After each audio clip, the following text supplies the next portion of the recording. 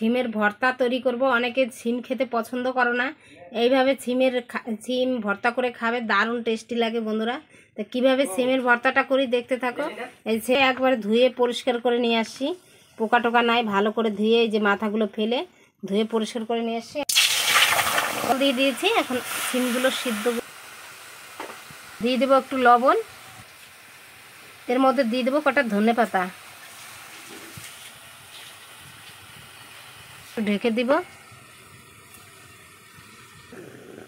দেখো বন্ধুরা সিমগুলো কিন্তু সিদ্ধ হয়ে গেছে, এখন তুলে নেব, এইভাবে সেঁকে নেব।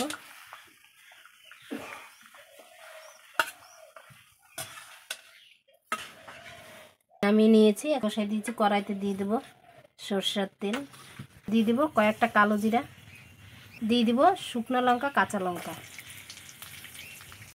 আর এখানে নিয়ে নিয়েছি এই যে পেঁয়াজ আর রসুন, একসঙ্গে দিয়ে ভেজে নেব।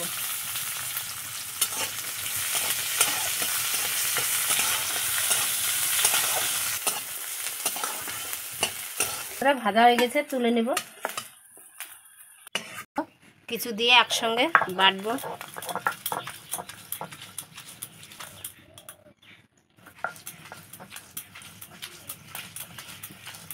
দিয়ে দেবো সরষের তেল,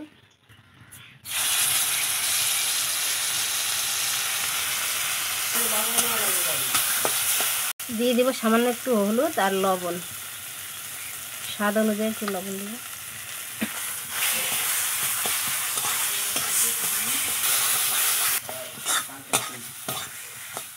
এইভাবে সিমের ভর্তা দিয়ে কিন্তু ভাত খাওয়া হয়ে যাবে এক থালা। এই যে বন্ধুরা হয়ে গেছে, এখন নামিয়ে নিব।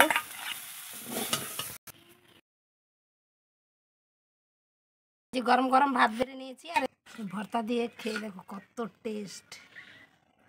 দুপুরে একবারে, সকালে বা দুপুরে দারুণ একবারে খাবার কিন্তু বন্ধুরা, হেভি টেস্ট। এটা দিয়ে এক থালা ভাত খাওয়া যাবে।